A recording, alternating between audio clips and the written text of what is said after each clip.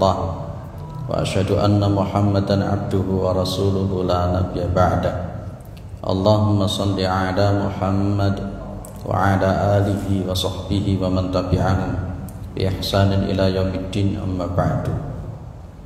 Kita bersyukur kepada Allah Subhanahu wa taala atas segala nikmat yang diberikan oleh Allah kepada kita semua, terutama sampai pada petang hari ini kita masih diberikan kekuatan iman dan Islam, kita masih diberikan kesehatan, kita masih diberikan kesempatan sehingga kita masih bisa melaksanakan kewajiban kita salat maghrib berjamaah, dan kita lanjutkan dengan mengkaji agama Allah Subhanahu wa taala. Mudah-mudahan kesempatan semacam ini senantiasa diberikan oleh Allah kepada kita semua sampai nanti kita menghadap kepada Allah yang tentunya dalam posisi husnul khatimah. Amin. Salawat salam tetap dilimpahkan kepada Rasulullah Muhammad SAW sebagai khatamil anbiya wal mursalin, penutup para nabi dan rasul, yang tidak ada nabi lagi sesudah Nabi Muhammad SAW.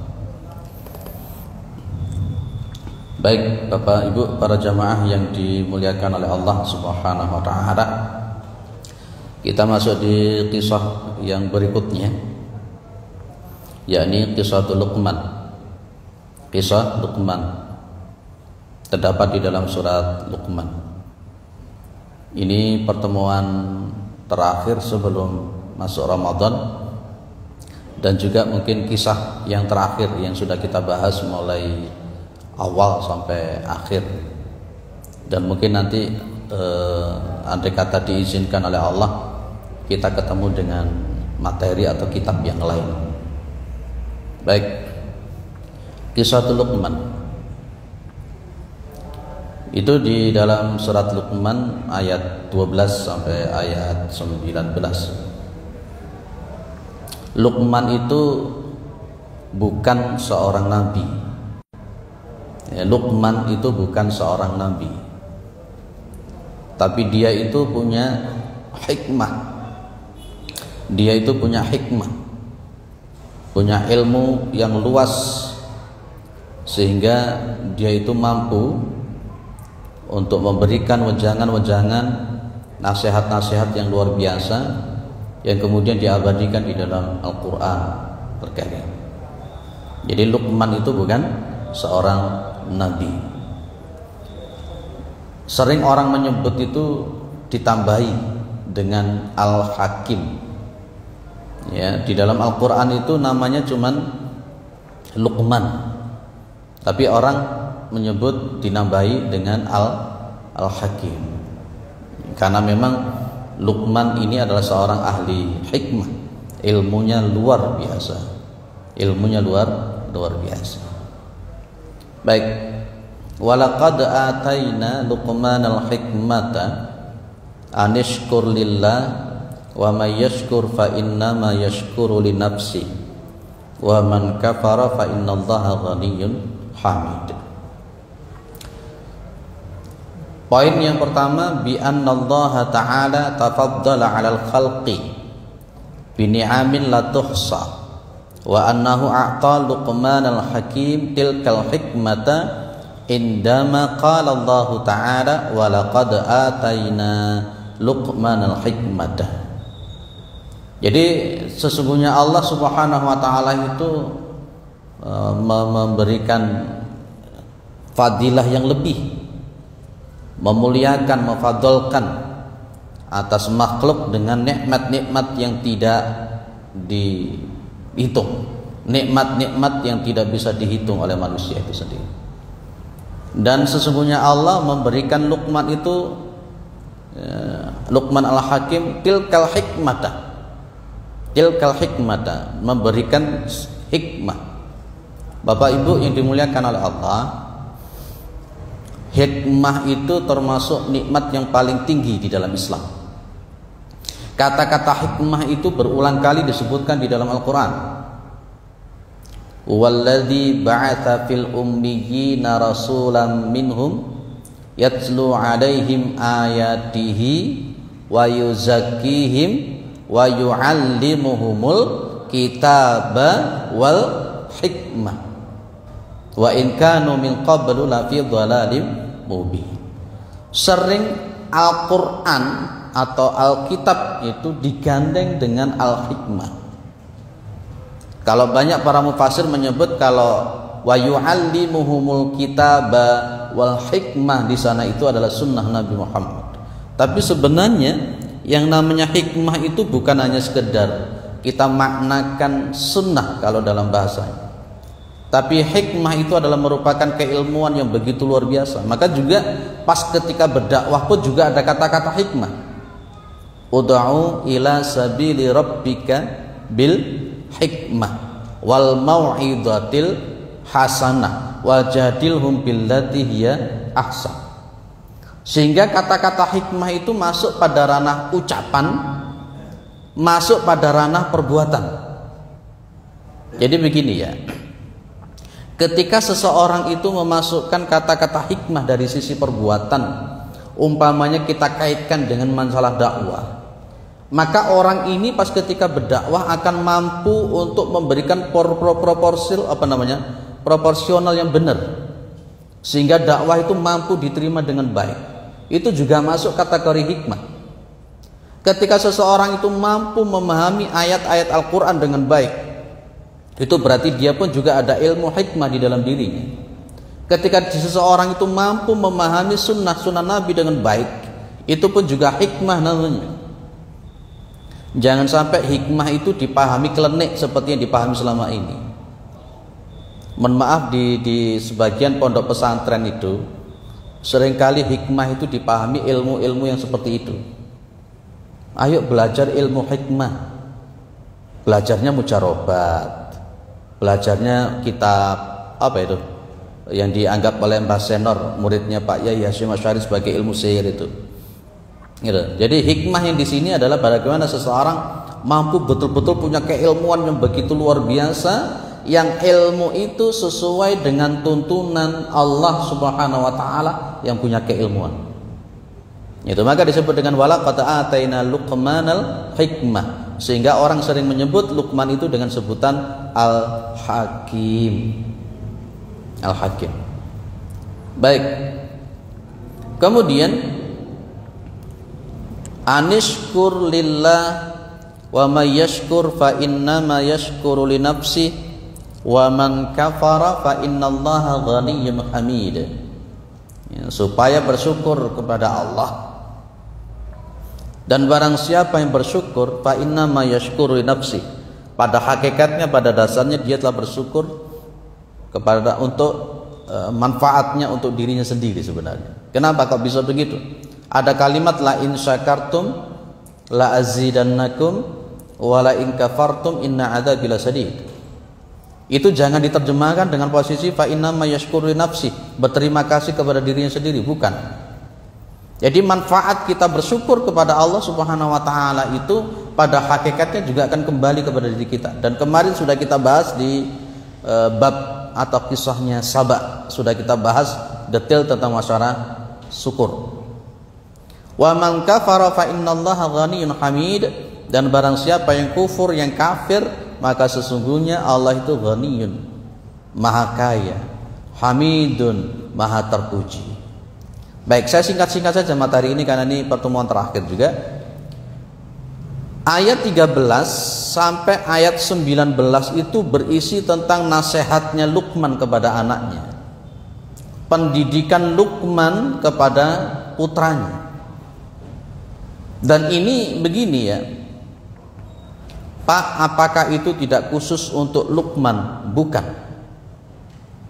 Ada kaidah-kaidah penafsiran di dalam Al-Quran. Kalau kita ketemu ayat-ayat yang bersifat khusus, ya, ayat-ayat yang bersifat khusus, contoh berbicara tentang masalah Luqman, selama tidak ada dalil atau qarinah syawahid yang menunjukkan bahwa itu memang khususan untuk Luqman, maka ayat-ayat semacam ini hukumnya adalah al-ibratu bi umumil lafzi wala bi khususis sabab. Beda dengan ayat-ayat yang bersifat umum Tapi kemudian ada dalil-dalil yang khusus bahwa itu adalah khusus, maka kemudian nanti memakai al-ibratu bi khususis sabab wala bi umumil lafdi. Itu konteksnya di dalam. Jenengan amati mulai dari ayat 13 sampai ayat 19, pengajaran Luqman yang luar biasa. Tapi yang saya paling garis bawahi, adalah sebelum Luqman Al-Hakim itu mengajarkan apapun termasuk ibadah, akhlak dan lain-lain, yang didulukan oleh Luqman itu adalah masalah tauhid. Sebelum Luqman mengajarkan akhlak, sebelum Luqman mengajarkan tentang masalah ibadah, yang diajarkan lebih dulu oleh Luqman kepada anaknya itu adalah masalah tauhid. Coba jenengan amati, wa id qala Luqmanu libnihi wa huwa ya'iduhu ya bunayya la tusyrik billah inna syirka la dzulmun adzim. Itu ajaran yang pertama yang diajarkan oleh Luqman kepada anaknya, jangan sekali-kali menyekutukan Allah, ya, karena sesungguhnya syirik itu termasuk kedzaliman yang sangat besar. Kenapa bisa begitu, ya? Ini pun juga dilakukan oleh Rasulullah Muhammad SAW. Sebelum Nabi Muhammad SAW itu mengajarkan ibadah kepada para sahabat, selama 13 tahun Nabi Muhammad di Mekah itu yang dikuatkan lebih dulu, yang diajarkan lebih dulu kepada para sahabat adalah masalah tauhid. Jadi begini Bapak Ibu, orang itu ibadahnya bagus, ibadahnya banyak, jamaah setiap hari, baca Al-Quran setiap hari, bahkan mungkin hafal Al-Quran 30 juz, hafal hadis sekian ribu hadis umpamanya. Tapi kalau akidahnya melenceng, dia tetap sebagai orang yang syirik dan tidak akan diampuni oleh Allah. Amal yang begitu luar biasa banyak. Jenengan contoh namanya Abu Talib. Abu Talib itu jasanya kepada Nabi Muhammad luar biasa. Luar biasa jasanya Abu Talib kepada Nabi Muhammad. Sudah saya sampaikan dulu kan ya. Tapi Abu Talib itu tetap masuk ke dalam nerakanya Allah Subhanahu wa taala. Abu Talib pamannya Nabi yang punya jasa luar biasa kepada Islam, perkembangan dakwah Islam, tetap Abu Talib itu dimasukkan ke dalam nerakanya Allah Subhanahu wa taala. Kenapa? Karena Abu Talib itu menyekutukan Allah. Innallaha la yaghfiru ayyushraka bihi wa yaghfiru ma duna dzalika liman yasha. Sesungguhnya Allah Subhanahu wa taala tidak akan mengampuni dosa syirik, dan Allah itu akan mengampuni dosa selain syirik bagi orang-orang yang dikehendaki. Maka ada kalimat innal ladzina kafaru wa matu 'alal kuffari, kan? Orang-orang sesungguhnya orang-orang kafir dan kemudian mereka itu mati di dalam kekafiran, maka mereka itu alaihim laknatullahi wal malaikati wan nasi ajma'in. Maka mereka mendapatkan laknatnya Allah, laknatnya malaikat, dan laknatnya semua manusia. Ini poin yang paling utama. Maka saya ingin mengatakan begini, ketika jenengan melakukan pendidikan keagamaan kepada anak-anak, pengen melakukan pendidikan dakwah kepada masyarakat, maka yang lebih dulu ditekankan adalah masalah tauhid. Coba jenengan amati di surat Al-Ghasyiyah ayat 3 ayat 4. Al-Ghasyiyah ayat 3 ayat 4. Di situ ada kalimat amilatun nasibah tasla naran hamiyah. Berkenaan dengan surah Al-Ghasyiyah ayat 3 ayat 4 itu, suatu saat Umar bin Khattab radhiyallahu an itu ketemu dengan seorang pendeta, bertemu dengan seorang rabbi, pendeta, ulamanya orang Yahudi. Kemudian oleh Umar bin Khattab pendeta ini dipanggil. Setelah itu oleh Umar bin Khattab itu dilihatin terus ini pendeta ini, dilihatin itu terus. Dan Umar bin Khattab melihat ada bekas-bekas peribadatan, ada bekas-bekas ibadah yang begitu luar biasa. Dilalah kemudian Umar bin Khattab radhiyallahu anhu itu nangis. Umar bin Khattab itu nangis. Pas ketika Umar bin Khattab nangis itulah kemudian sang pendeta tanya kepada Umar, "Ma yubkika ya Umar? Ma yubkika ya Umar? Apa yang membuat engkau menangis wahai Umar?" Umar bin Khattab mengatakan, itu terdapat di dalam tafsir Ibnu Katsir juga disebut gitu ya. Umar bin Khattab kemudian dalam posisi sambil menangis itu Umar bin Khattab mengatakan, "Dzakartu ayatan fil Qur'an amilatun nasibah tasla naran hamiyah." Aku ingat ayat di dalam Al-Quran yang bunyinya adalah amilatun nasibah tasla naran hamiyah. Jadi amilatun nasibah itu adalah orang yang rekodoyo tenanan sungguh-sungguh melakukan amalan baik. Tapi di ayat yang keempat malah justru muncul tasla naron hamiyah, dia masuk ke dalam neraka. Muncul pertanyaan sekarang, kok bisa orang itu mengamalkan amalan ibadah sedemikian banyak, kok malah justru juntrungannya masuk ke dalam neraka? Alasannya diantaranya adalah karena dia menyekutukan Allah subhanahu wa ta'ala, dan Allah tidak akan mengampuni dosa syirik. Jangankan jenengan percaya betul Allah punya anak umpamanya, jangankan jenengan mengakui ada Tuhan selain Allah umpamanya, wong jenengan datang ke dukun saja itu loh, salatnya 40 hari tidak diterima. Sudah saya sampaikan di sini di bab Harut Marut dulu kan, masih ingat ya, tentang masalah sihir. Saya mengatakan pada waktu itu, man ata'arrafan fasa'alahu an syai' ya, lam tuqbalahu salatu arba'ina lailatan. Barang siapa yang mendatangi arraf, orang arraf itu berarti kan orang-orang yang ngaku-ngaku bisa mengetahui yang gaib, yang mengetahui masa depan dan seterusnya.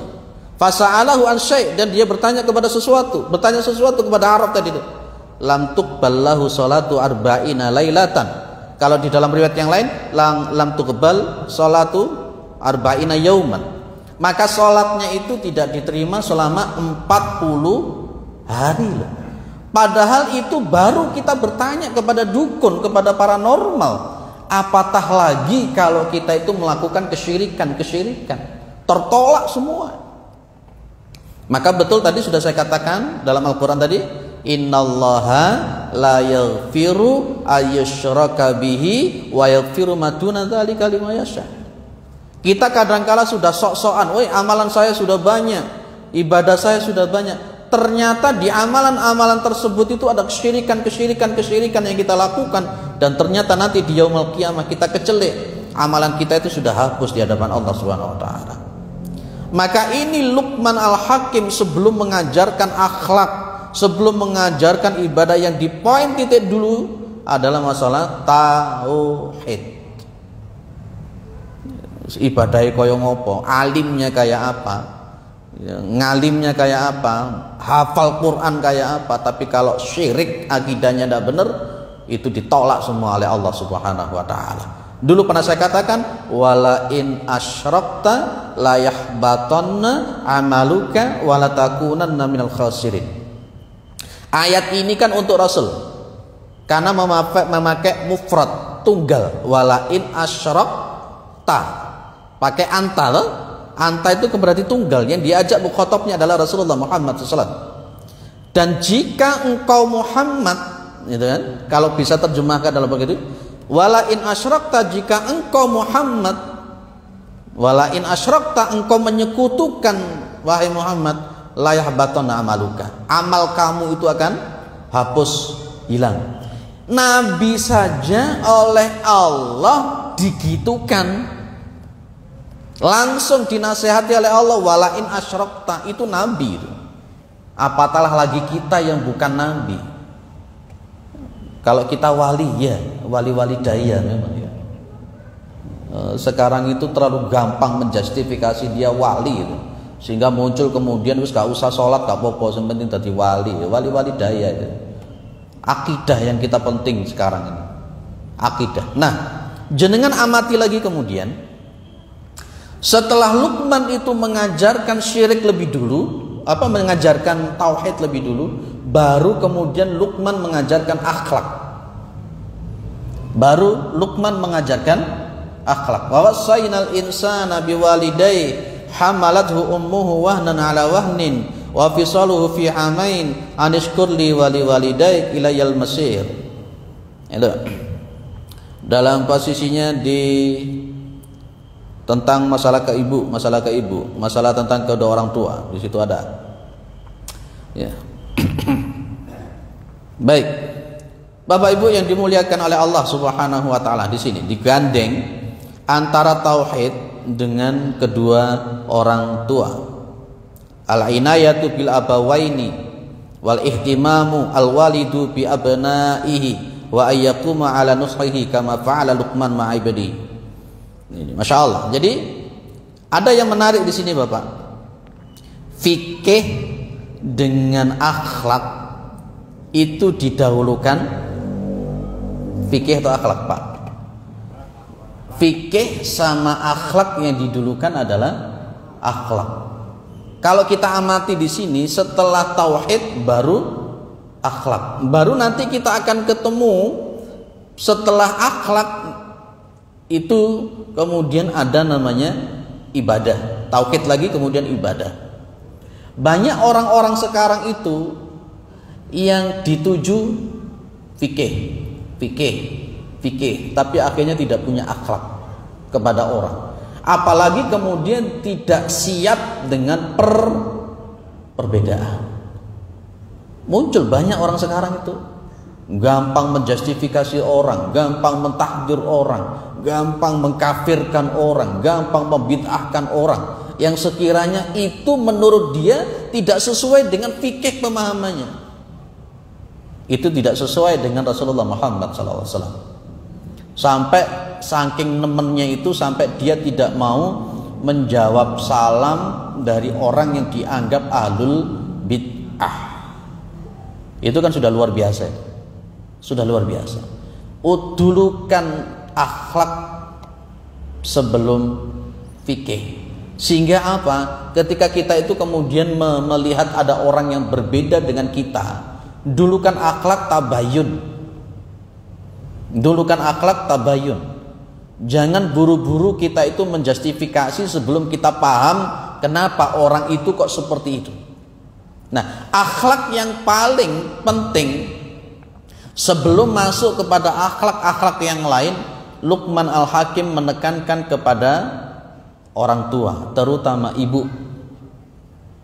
Coba kita lihat, wa wassaynal insana biwalidayhi, ya, kami berwasiat kepada manusia biwalidayhi, untuk berbuat baik kepada kedua orang tuanya.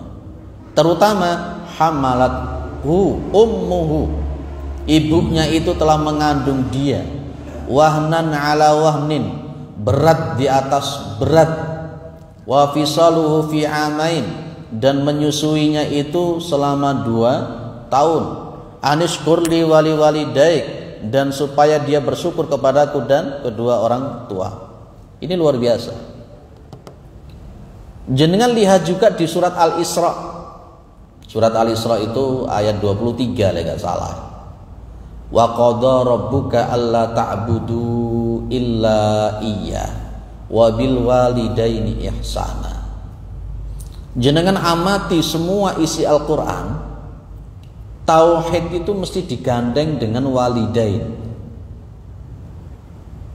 Bertauhid kepada Allah itu digandeng dengan birrul walidain. Jenengan amati dalam Al-Qur'an, sebagian besar semacam itu. Apa maksudnya, Pak? Akhirnya nanti akan muncul kata-kata ridallah fi ridal walidain, wa sukhtullahi fi sukhtil walidain. Ridhonya Allah itu terletak pada kedua orang tua. Ridhonya Allah itu terletak pada ridhonya kedua orang tua. Wa sukhtullahi wa fi sukhtil walidain. Murkanya Allah itu terletak kepada murkanya kedua orang tua. Kita bisa paham itu Uwais Al-Qarni. Kita bisa paham itu kisahnya Jurayj. Tahu Jurayj itu? Masya Allah. Jurayj itu kan sholat gak sebenarnya. Dia punya semacam kayak musola kecil gitu. Dia sholat, ibunya manggil, ya Jurayj. Dia bingung. Allahumma sholati wa ummi. Wahai Allah, sholatku atau ibu saya. Dia lanjutkan sholatnya. Ibunya bilang lagi, ya Jurayj. Dia bingung lagi. Allahumma sholati wa ummi. Wahai Allah, sholatku atau ibu saya. Dipanggil lagi sama ibunya, ya Jurayj. Bingung lagi dia tambahan. Allahumma sholati wa ummi. Wahai Allah, sholatku atau ibu saya. 3 kali panggilan yang namanya Jurayj itu meneruskan sholatnya, tidak menjawab panggilan ibu. Ibunya Jurayj bilang, ya Allah, hadza ibni. Wahai Allah, ini anak saya ya Allah. Fa innahu la yukallimuni. Dia itu tidak mau bicara sama saya ya Allah. Beri dia azab sebelum dia mati. Betul dikabulkan oleh Allah Subhanahu wa taala. Padahal Jurayj dalam posisi sholat. Jadi seharusnya begini Bapak. Ini kan tadi sudah saya katakan, tauhid dulu, baru kemudian akhlak, terutama akhlak kepada kedua orang tua. Dan tadi sudah saya bilang, ayat-ayat yang banyak di dalam Al-Quran, tauhid itu mesti digandeng dengan berbuat baik kepada orang tua.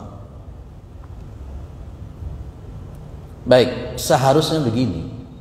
Orang itu kalau mengaku akidahnya semakin baik, seharusnya akhlaknya juga semakin baik. Orang itu kalau mengaku dirinya tauhidnya semakin baik, seharusnya akhlaknya semakin baik. Lah ini kan yang muncul di masyarakat kita itu ngaku-ngaku itu ngaji tauhid, tapi akhlaknya kepada orang itu Masya Allah jauh. Kepada orang tuanya apalagi. Ada seorang kepala sekolah tanya sama saya, Ustaz, itu tuh ada tetangga saya ya. Dia itu rajin sekali dia mengaji, rajin sekali untuk menghadiri majelis taklim. Tapi kok begitu dia itu semakin rajin untuk menghadiri majelis taklim, dia ini sama orang tuanya kok semakin berani.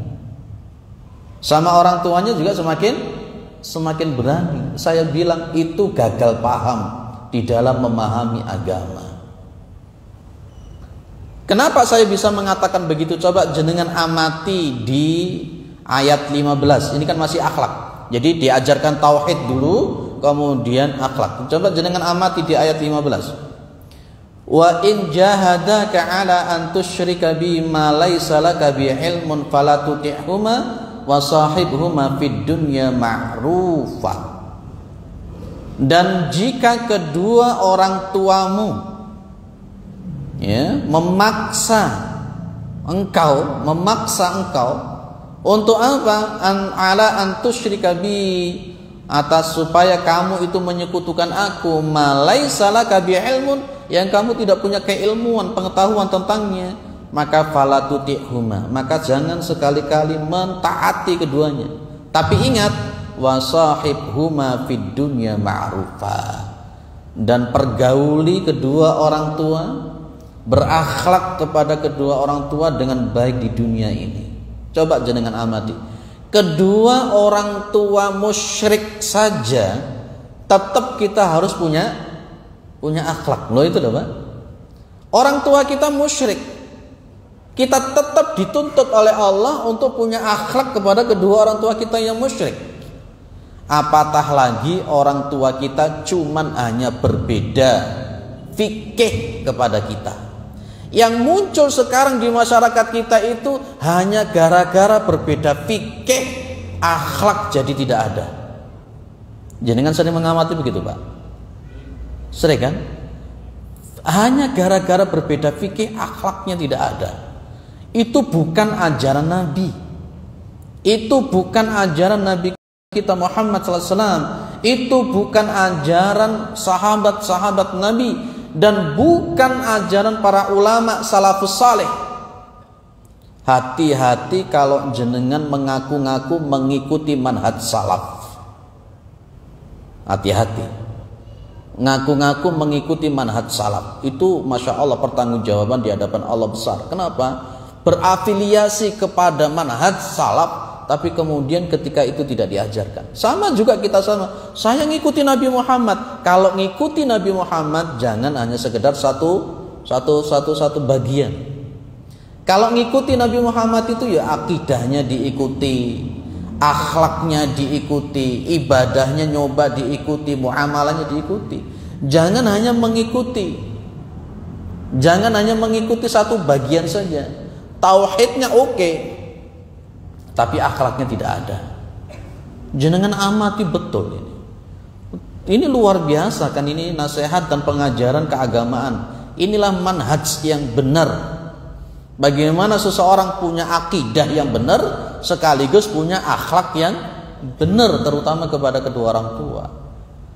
Saya ulang lagi, orang tua kita musyrik saja tetap kita berbuat baik, punya akhlak kepada kedua orang tua. Apatah lagi orang tua hanya berbeda fikih.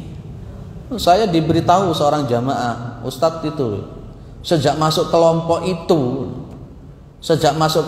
itu sikapnya sama orang tuanya kok berbeda total. Lah kenapa saya bilang gitu? Orang tuanya itu masih tahlilan, orang tuanya itu masih kunutan. Lah terus gimana? Anaknya masuk kelompok itu jadi ke orang tuanya itu jadi malah berbeda. Ini kan juga sudah tidak benar tadi ini. Masalah sesuatu yang tidak betul. Jangan begitu caranya. Padahal kan konteksnya cuma seperti itu saja. Kita bolehlah tidak melakukan itu, tapi kita juga harus punya akhlak kepada kedua orang tua yang tidak sama dengan kita. Itu ajaran Al-Quran, surat Luqman. Sampai orang tuanya dikafir-kafirkan, Masya Allah. Loh, ada kelompok tertentu yang seperti itu. Ada orang tuanya dikafir-kafirkan. Ya. Kalau orang tuanya bisa dikafirkan, ya tetangganya lebih berat. Loh betul. Saya punya jamaah di daerah sana, cerita sama saya, Pak, saya itu dikafir-kafirkan oleh mereka itu. Loh kenapa Pak? Saya bilang gitu. Karena saya ini tidak seperti mereka. Kita ini tidak seperti mereka. Loh, maksudnya tidak seperti mereka itu apanya? Manhajnya tidak seperti mereka. Wah, ini seolah-olah manhaj keagamaan itu hanya dimiliki oleh kelompok itu saja.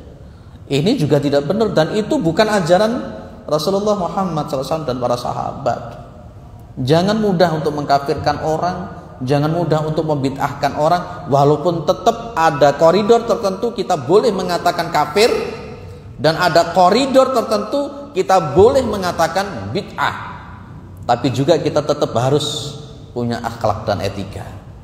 Itulah pengikut Muhammad yang benar. Pengikut Muhammad yang benar. Baik, akidah, kemudian Luqman mengajarkan akhlak, dan ternyata di bawah lagi kita akan melihat Luqman mengajarkan tentang tauhid, baru kemudian Luqman mengajarkan tentang masalah fikih dan ibadah. Berarti fikih ibadah nomor 3. Ini tepat seperti yang pernah saya sampaikan dulu, mengambil fatwanya salah seorang syekh yang ditulis di Al-Wafi, Syarah Arba'in An-Nawawi. Ilmu yang fardu ain untuk dipelajari itu 3. Masih ingat Pak? Ilmu yang fardu ain untuk dipelajari ada 3. Masih ingat? 1, ilmu tentang mengetahui akidah yang benar. Yang kedua, akhlak yang benar. Baru yang ketiga apa? Ibadah yang benar. Itu terangkum di dalam ayat 12 sampai ayat 19. Jadi ilmu 3 ini, bagaimana kita belajar akidah yang benar, itu wajib. Belajar tauhid yang benar wajib. Belajar akhlak yang benar wajib. Belajar ibadah yang benar wajib. Itu rangkuman sekilas dari Luqman Al-Hakim, dan jenengan nanti kembangkan kembali Ya, ini kurang beberapa menit kita adakan dialog ya. Ya, berarti ini materi terakhir kita sekarang, dan mungkin nanti setelah Ramadan kita bisa ada materi yang lain, terutama yang saya menarik tentang kisah-kisah di dalam sunnah Nabi Muhammad sallallahu alaihi wasallam. Monggo. Assalamualaikum warahmatullahi wabarakatuh. Waalaikumsalam warahmatullahi wabarakatuh. Tadi bagus sekali pencerahan yang disampaikan oleh Ustaz. Tadi hari ini adalah hari yang terakhir Ustaz menyampaikan kajian di tahun ini. Sebelum Ramadan. Sudah memasuki bulan suci Ramadan. Bukan berarti Pak Ustaz tidak pamit ya.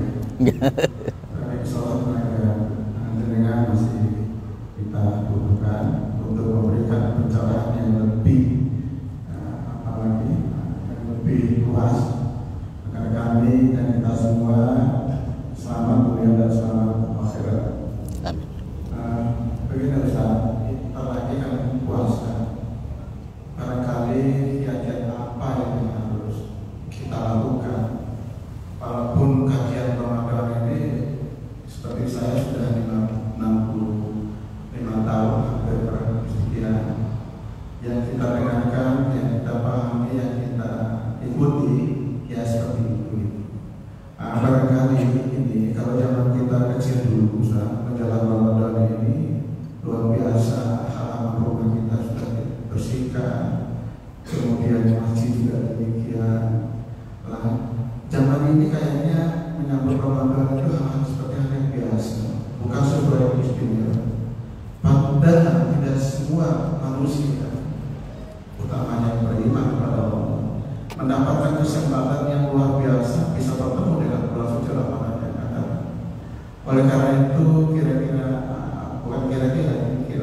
langkah apa yang kita lakukan agar menyambut bulan suci Ramadan ini penuh dengan kegembiraan, penuh dengan tawadhu kepada Allah Subhanahu wa Ta'ala.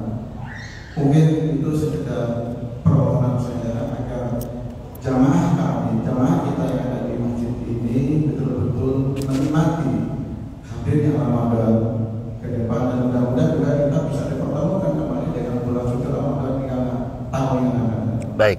Demikian Pak Ustaz pencerahan. Baik, terima kasih. Waalaikumsalam warahmatullahi wabarakatuh. Saya ambilkan di dalam kitab Sahih Adabil Islamiyah.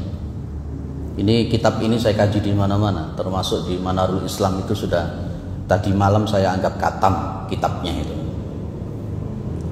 Kalau kita amati ada 19 adab berpuasa. Ada 19 adab kita berpuasa. Sehingga saya mengerucutkan cuma 3 hal berkenaan dengan masalah 3 ini sebelum kita masuk puasa itu. Kita cuma 3 hal kiatnya yang perlu saya sampaikan. Ya. Ada persiapan secara keilmuan, itu paling pertama.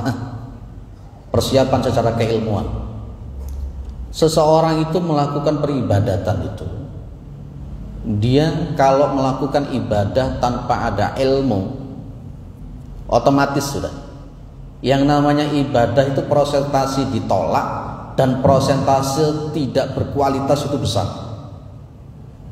Maka sebelum memasuki bulan Ramadan, yang paling penting yang kita dahulukan adalah persiapan secara keilmuan. Bagaimana menyambut Ramadan, bagaimana cara berpuasa yang benar, bagaimana keyakinan tentang antara ru'yah bil ain ataukah ru'yah bil alah dan seterusnya. Itu diantara begitu. Kemarin ini sempat saya bacakan, saya sempat bahas 3 ini di Asyura, di Sukun itu 1,5 jam baru selesai. Ini saya singkat-singkat saja karena berapa menit saja. Yang pokok penting, yang paling penting yang harus kita siapkan pertama adalah persiapan secara keilmuan. Dengan baca fikih tentang puasa yang sesuai dengan sunnahnya Rasulullah Muhammad SAW. Banyak. Saya merekom jenengan untuk fikih tentang puasa yang berdasarkan sunnah itu diantaranya kitab fikih sunnah punyanya Said Shodiq, itu bagus dan itu mudah untuk dipahami. Persiapan keilmuan yang pertama. Yang kedua, sebelum masuk ke bulan Ramadan perlu ada persiapan secara fisik. Persiapan secara fisik. Jenengan amati hadisnya Ibu Aisyah radhiyallahu anha. Nabi Muhammad itu kalau sebelum masuk bulan Ramadan, ya, bulan yang paling banyak beliau berpuasa sunnah itu adalah puasa Sya'ban. Itu adalah sebuah bentuk persiapan secara psikis. Jadi begitu masuk Ramadan tidak kaget. Itu boleh kita sebut dengan persiapan secara fisik sekaligus persiapan secara psikis. Ada orang itu ketika masuk bulan Ramadan itu senang, dan ada orang yang masuk ke bulan Ramadan itu tidak senang. Tapi ada orang yang masuk bulan Ramadan senang itu, tapi senangnya karena faktor materi dan duniawi. Anak saya bilang, ya sebentar lagi puasa ya, hari raya. Kenapa dia? Wah, uang saku saya banyak. Senangnya karena mau dapat uang. Ada orang-orang itu yang begitu masuk bulan Ramadan senang karena ordernya semakin banyak. Dan ada orang masuk ke bulan Ramadan tidak senang. Kenapa? Ordernya semakin sempit. Mikir, karena dihubungkan dengan budaya di masyarakat. Di budaya di masyarakat itu apa? Jajan, lontongan, baju baru, ngekei sangu, ngekei persen dan sebagainya. Ketika belum masuk Ramadan pusing sudah. Wah, ini kata puasaan nih. Aku nyiap nong ini ada model itu. Maka ini berhubungan dengan persiapan keilmuan tadi. Jadi Rasulullah Muhammad SAW itu sebelum masuk bulan Ramadan beliau persiapan secara psikis dan persiapan secara fisik dengan apa? Memperbanyak puasa sunnah di bulan Sya'ban. Ojo gedekno nisfu Sya'ban tok. Bukan itu aja, bukan itu. Kemudian yang ketiga adalah ini persiapan secara finansial. Saya amati begini Pak, begitu mau masuk bulan Ramadan, orang itu golek duit karena ada budaya-budaya di masyarakat semacam itu sehingga puasanya keteteran. Betul ya? Akhirnya direwangi gak poso demi untuk golek duit lah ini. Maka Rasulullah Muhammad SAW itu juga ada persiapan finansial. Kenapa ada persiapan finansial? Jenengan amati di nomor 4 di mana riwayat Bukhari dan Muslim. Itu dari Ibnu Abbas. Qala kana Rasulullah SAW ajwadan nas wa kana ajwadu ma yakunu fi Ramadan hina yalqahu Jibril. Kenapa perlu ada persiapan finansial? Karena nanti di bulan Ramadan dianjurkan, diperintahkan untuk memperbanyak sedekah dan memberikan takjil, memberikan makan orang-orang yang berpuasa. Jadi secara singkat itu Bapak, kalau kita jelentreh ini ya cukup lama. Tapi yang jelas kita perlu persiapan secara keilmuan, kita perlu persiapan secara psikis dan fisik, dan kemudian kita perlu persiapan secara finansial. Alangkah indahnya pas begitu masuk Ramadan wis duitnya wis akeh gak mikir. Wah, duitku wis akeh wis. Jadi wis akhirnya pada bulan Ramadan itu wis fokus untuk beribadah kepada Allah. Daripada marungono pas begitu masuk Ramadan bingung golek duit ngalor ngidul sampai puasanya dikalahkan, sampai tarawihnya dikalahkan, sampai gak tarawih belas. Sampai ngelembur. Lah kok sampean ngelembur? Aku target lah, aku marang nyangoni ponakan-ponakanku, nukokno gamis bojoku, nukokno klambine bojoku. Lah jadi dipikir maling ngono kuwi teman-teman. Itulah, kadang-kala memang budaya itu tidak harus kita turuti. Mudah-mudahan bermanfaat. Itu gimana jawaban saya. Cukup ya? Insyaallah. Mudah-mudahan kita nanti di bulan Ramadan mampu untuk melakukan dengan baik dan mudah-mudahan keluarnya nanti seperti dikatakan oleh Rasulullah SAW, ghufira lahu ma taqaddama min dambi. Mudah-mudahan bermanfaat. Subhanakallahumma wa bihamdika asyhadu an la ilaha illa anta astaghfiruka wa atubu ilaik. Assalamualaikum warahmatullahi wabarakatuh.